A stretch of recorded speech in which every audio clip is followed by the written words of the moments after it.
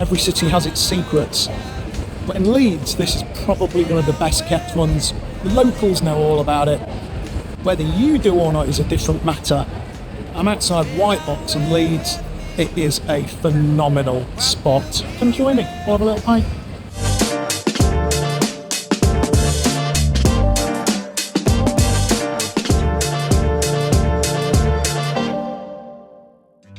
Did you miss me? Back again. After a little bit of a hiatus, a 6-month hiatus for APWJG. I am in Whitelocks. It is a legendary pub in Leeds city centre, probably one of Leeds' best kept secrets. I'm drinking a pint of Landlord, which is, well, you can buy it. Yeah, mega, proper, brilliant. It's a favourite of mine anyway, and today we've got a lot to talk about. So today, what I want to talk about money. We're all in sales for a reason. Some people are in sales because they say they want to make a difference. Some people are in sales because they want to help their customers. But actually, I think most people are in sales because they want to make some cash. And what I want to talk about today is something that I call the wealth thermostat, i.e. how much money is okay for you to earn in the profession you're in. You see, the game that we play is designed to reward people who make a difference. An old boss of mine used to say, a third of what a salesman earns should really be because product design, get the product right, and as a result of that, the customers buy it. A third of what a salesman earns should be because marketing know that the product's right, and they therefore make sure that the customers know that the product's right and the customers buy it. And then a third of what a salesman earns should be because actually he makes a difference and gets people who ordinarily wouldn't have thought to have bought the product or service or solution. They get people who wouldn't have ordinarily considered it to actually consider and buy it. And he used to say that third, that bit after product or service design, that third after marketing have actually done a good job of telling the world what we do. He used to say that's what I actually pay people the real money for. That's what I'm paying for. The bit that you earn the commission for is doing stuff that other people cannot and will not do. So I'm going to repeat that again because I think it's really important. I believe that the bit that you earn commission for in a sales job is your ability and willingness to do stuff that other people cannot do and will not do. If actually, as a sales professional, you expect to earn commission just because you're there, because you work for the brand, you're in the wrong place. You get paid for doing stuff others can't.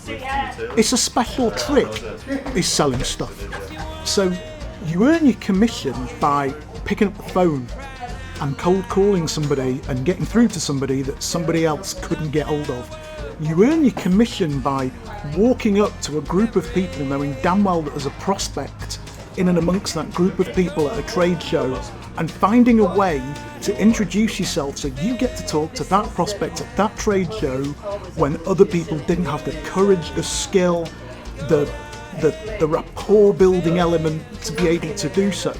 You earn your commission for sitting up late at night talking to a client in America at 10 o'clock at night or close for making the difference. You earn commission for doing stuff other people simply will not, cannot, don't have the skills, ability or temerity to do.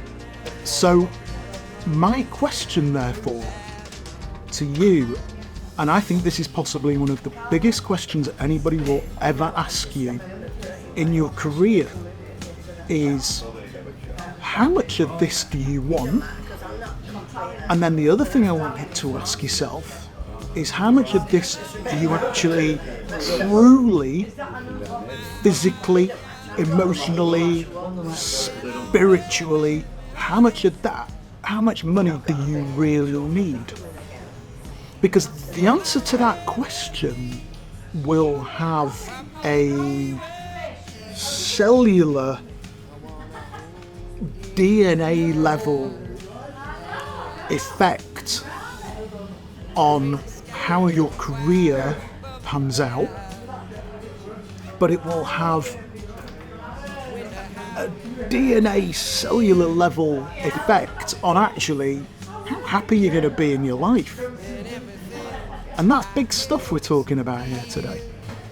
Because the thing is, the higher your basic salary, the higher the level of stress, challenge, pressure, expectation comes with that basic salary.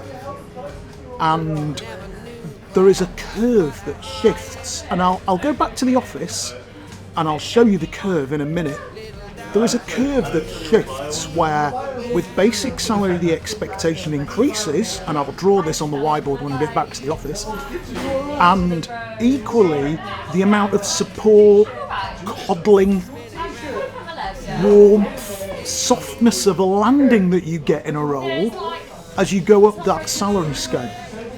Let's do a little reality check here. I've just got some stuff up on my phone, and I did some research before I came out today. Teacher, £24,000 to £41,000 salary.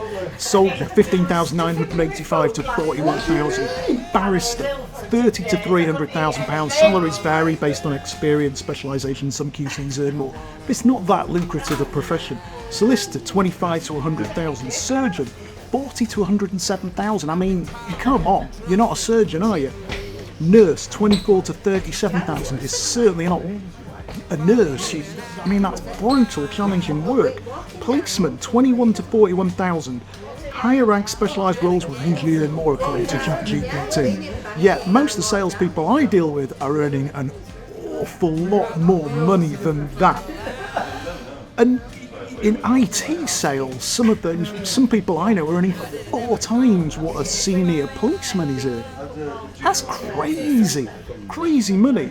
So I accept, you need to get a change. If you're 23, you're living in a flat in London or in Leeds, maybe living here down by the river, you could probably live really well on £41,000. As you move forward in your career, you're going to need to earn more and more money. The challenge to you today is to ask yourself just how much do you really need, and how much risk and how much pain are you really prepared to take. You want a £100,000 basic salary. If your client rings you and says, mate, I need you on a plane to Cape Town on Friday night, sign that deal tomorrow and Saturday, you go. If you're on a £100,000 basic salary and your boss says to you, mate, there's no leads coming in, just make stuff happen, you make stuff happen. That's the deal you sign with the devil. It's a Faustian pact that we all make for the materialistic lives we lead. So remember, there's no right or wrong answer here. There's nothing wrong if I pick up the phone to you next week and you say to me, listen JJ, I've had a bit of a think, I watched your video blog the other day, I'm alright living on £80,000 a year, I can have a nice life, I live in Buckfuck, South Yorkshire, and actually I can live pretty well there on that money, then that's absolutely fine. Great, good for you. But I think one of the first facets that defines a successful sales career is, one, defining where the thermostat is set. What's the point at which you go, this is okay for me? That's going to make a big difference to your career. The danger is this. You start your career age 23, you're a university graduate, you're on £30,000 basic salary, you are earning an OTE 50, you live in a cool flat in town, life is good, you've got enough money for beer and clothes, your overheads are very low, you're living in a shared house, paying rent, your rent is probably a £700-800 a month share of a lovely shared property with your mates. Brilliant. You then decide you meet a girl or a boy or somebody significant to you, and you think, do you know what, let's get a flat together, you need to earn a little bit more money, so you change jobs. Next thing you know, you're on 45k base, 80 to 90k OTE, And actually life is absolutely brilliant. You're what they classically used to call dinks, dual income, no kids. You're living the dream. There's two of you earning 70, 80,000 pounds a year. You've got loads of cash coming in. Life is phenomenal. Expensive holidays, nice clothes, designer clothes, great meals, all that good stuff. Then you decide to get married. Weddings cost a boatload of cash.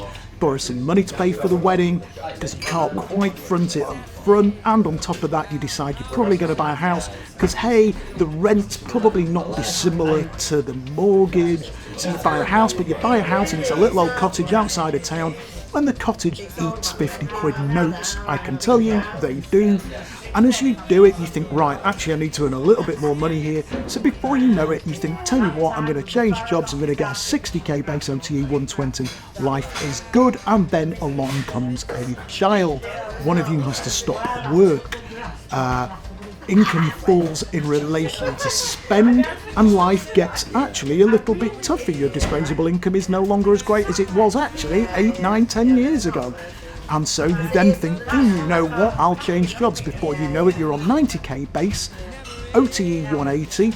Your money doesn't seem to go as far as it used to, but the pressure, risk and expectation level is significantly higher than it was 10, 12 years ago. You then realise you're tired, you need a holiday, so you decide to go on holiday, you put it on the credit card on the basis that you get some deals in the pipeline. You go on a beautiful holiday, it was a 5-6 grand holiday, you come back feeling refreshed to find all the deals have dropped out, you're immediately put on a pip and you have to move jobs again, your confidence is low, and before you know it you wake up with 2 kids, you're into private schools, you've got a massive mortgage, a Range Rover in the car park, and actually anything less than £200,000 a year is an abject disaster to you. Now my question to you is, can you really live with that risk factor? Some people can, some people can't. And actually a key definition of how you'll build and drive your career is your ability to work out where you want to go on that continuum. I've got something really awful to share with you today. And that is this. You are going to die. And at some point, you will reach the end of your life, God willing, with your family, all sitting around your bed, your friends. With a fair wind and a great bit of luck, you might get a chance to reflect on your life as you lived it. Your career, your work, the loves, the things you did. And at some point, somebody is going to ask you, before you die, how was your working life? And how was your career? Did you enjoy it? Was it right? Was it any good? And there is no right or wrong answer to the question, but what I've learned in 27 years in recruitment is that as I've got to know people, some of the people I've met who theoretically on paper appeared to have had the best careers were pretty bloody miserable. And some of the people who appear to have had average careers, some of the steady eddies that have earned 80, 90, 100,000 pound a year, year in, year out, never really moved house, always been careful, frugal with their money, they're happier people. And it's not always an accurate rule of thumb. Sometimes it's different.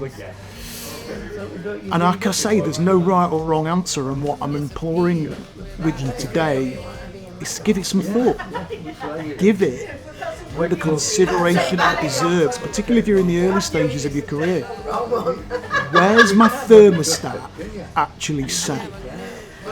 Because that's going to determine a lot of the direction of travel for the next 25, 30, 40 years of your life. And it's a shit ton of life to live when you're trapped in an environment where you've got to earn money versus an environment where you've got money to spare and the freedom to worry less. So there's my philosophical question from the White Locks pub in town. It's amazing, this place. beer's really good. Till next time, big love.